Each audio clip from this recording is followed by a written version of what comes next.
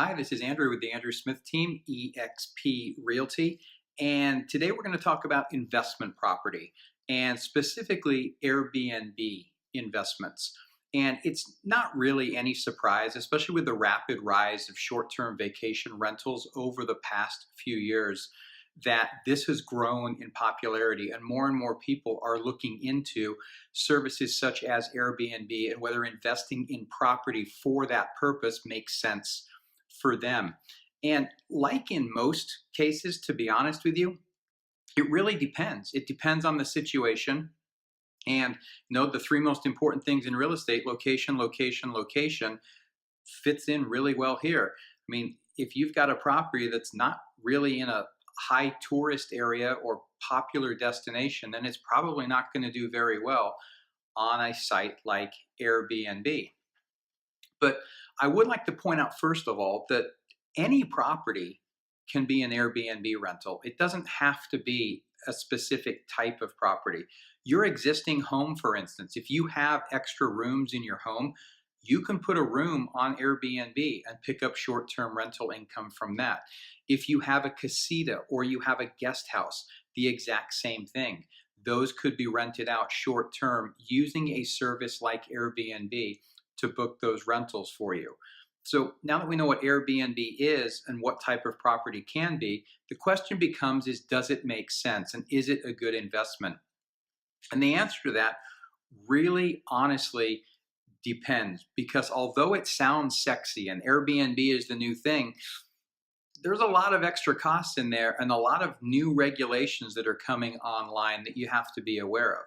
So first, if we're looking specifically, and we'll talk Airbnb here, if you own a property or you're considering buying a property in a popular tourist destination, the first thing that you need to look at is that tourist destination popular year-round or is it seasonal? So if it's somewhere in the desert, for instance, it might be seasonal. It might only be the winter months and you might not get as much activity in the summer months.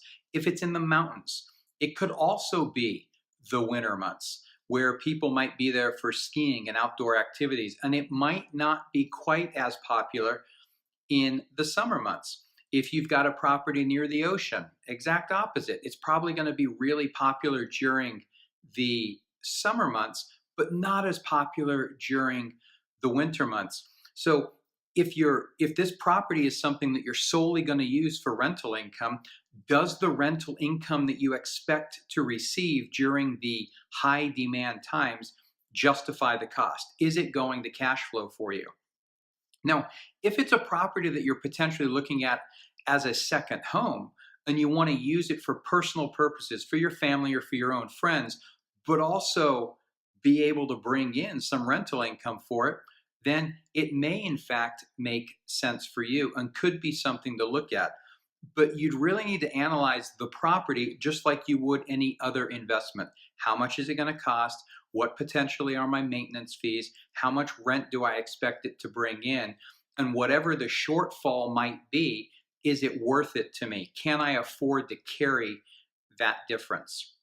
Now, as I mentioned, there are some hidden fees or costs that we don't always think about with regards to short-term rentals.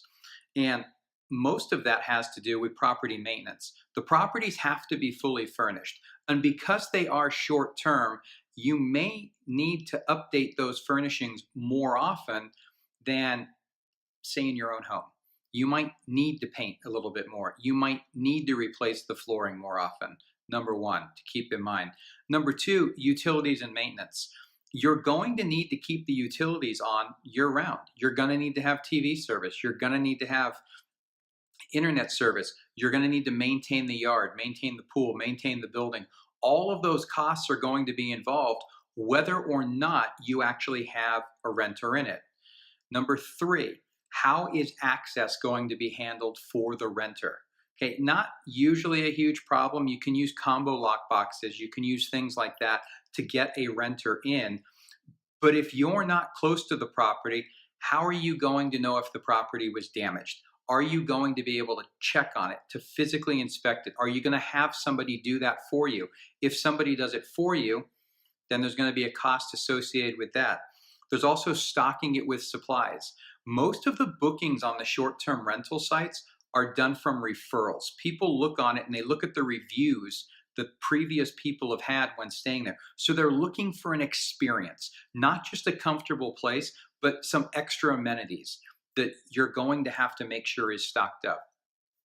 Then also on top of that, you're going to have cleaning fees. So cleaning fees themselves, every time somebody stays, you're going to need to have it cleaned, sheets washed, towels washed, everything put back into its original condition, ready for a new renter.